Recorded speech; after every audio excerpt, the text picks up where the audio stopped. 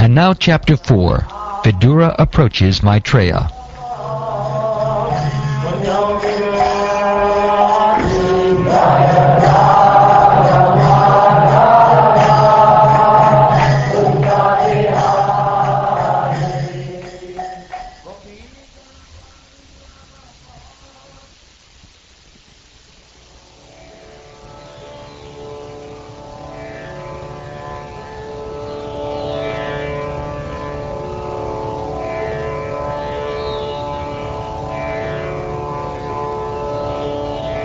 Uddhava said,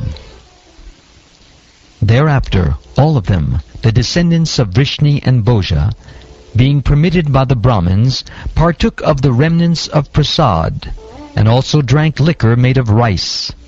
By drinking, they all became delirious, and bereft of knowledge, they touched the cores of each other's hearts with harsh words. As by the friction of bamboos destruction takes place, so also at the sunset, by the interaction of the faults of intoxication, all their minds became unbalanced, and destruction took place."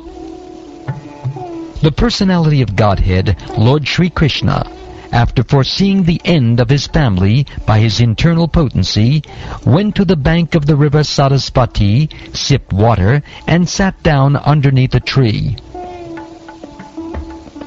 The Lord is the vanquisher of the distresses of one who is surrendered unto him. Thus, he who desired to destroy his family told me previously to go to Badarik Ashram. Yet in spite of my knowing his desire to destroy the dynasty, O Vidura, I followed him, because it was impossible for me to bear separation from the lotus feet of the Master. Thus following, I saw my patron and master, Lord Sri Krishna, sitting alone and deeply thinking, taking shelter on the bank of the river Sarasvati, although he is the shelter of the goddess of fortune. The Lord's body is blackish, but is eternal, full of bliss and knowledge, and very, very beautiful. His eyes are always peaceful, and they are reddish, like the rising morning sun. I could immediately recognize him as the Supreme Personality of Godhead by his 4 hands, different symbolic representations, and yellow silk garments. The Lord was sitting, taking rest against a young banyan tree, with his right lotus foot on his left thigh. And although he had left all household comforts, he looked quite cheerful in that posture. At that time, after traveling in many parts of the world, Maitreya, a great devotee of the Lord, and a friend and well-wisher of the great sage Krishna Dvaipayana Vyas, reached that spot out of his own perfect accord. Maitreya Muni was greatly attached to him, the Lord, and he was listening in a pleasing attitude with his shoulder lowered. With a smile and a particular glance upon me, having allowed me to rest, the Lord spoke as follows. "O Vasu, I know from within your mind what you desired in the days of yore, when the Vasus and other demigods responsible for expanding the universal affairs performed sacrifices. You particularly desired to achieve my association. This is very difficult to obtain for others, but I award it unto you. O honest one, your present life is the last and the supermost, because in this term of life you have been awarded my ultimate favor. Now you can go to my transcendental abode, Vaikuntha, by leaving this universe of conditioned living entities. Your visit to me in this lonely place, because of your pure and unflinching devotional service, is a great boon for you. O Uddhava, in the lotus millennium in the days of yore, at the beginning of the creation, I spoke unto Brahma, who is situated on the lotus that grows out of my navel, about my transcendental glories, which the great sages describe as Srimad Bhagavatam. Uddhava said, O Vidura, when I was thus favored at every moment by the Supreme Personality of Godhead, and addressed by him with great affection, my words failed in tears, and the hairs on my body erupted.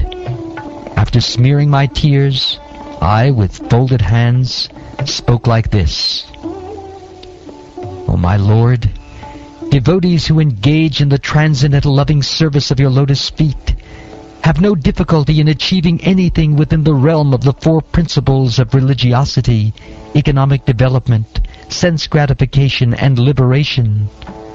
But, O Great One, as far as I am concerned, I have preferred only to engage in the loving service of your lotus feet. My Lord, even the learned sages become disturbed in their intelligence when they see that your greatness engages in fruitive work, although you are free from all desires, that you take birth, although you are unborn, that you flee out of fear of the enemy and take shelter in a fort, although you are the controller of invincible time, and that you enjoy householder life surrounded by many women, although you enjoy in yourself. O my Lord, your eternal self is never divided by the influence of time, and there is no limitation to your perfect knowledge. Thus you were sufficiently able to consult with yourself, yet you called upon me for consultation as if bewildered, although you are never bewildered. And this act of yours bewilders me. My Lord, kindly explain to us, if you think us competent to receive it, that transcendental knowledge which gives enlightenment about yourself, and which you explained before to Brahmaji. When I thus expressed my heartfelt desires unto the Supreme Personality of Godhead, the lotus-eyed Lord instructed me about his transcendental situation.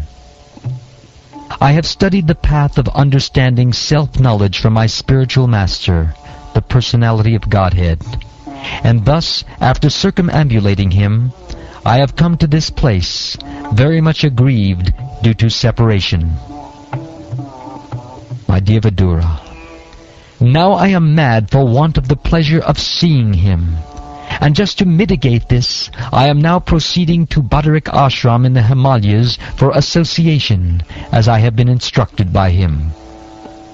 There in Badarik Ashram, the Personality of Godhead, in his incarnation as the sages Nara and Narayan, has been undergoing great penance since time immemorial for the welfare of all amiable living entities.